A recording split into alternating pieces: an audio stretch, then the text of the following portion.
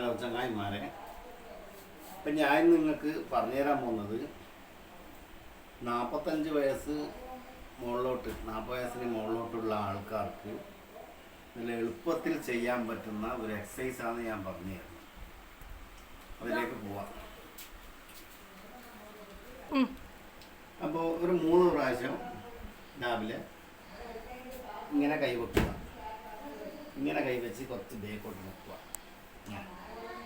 ഇങ്ങനെ 1 2 3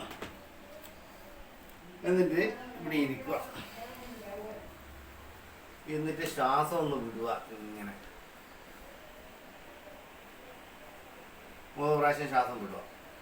എന്നിട്ട് നല്ല ഇങ്ങനെ കാലിങ്ങനെ വെക്കുക.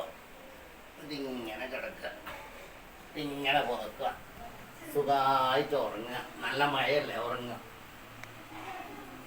കഴിഞ്ഞു.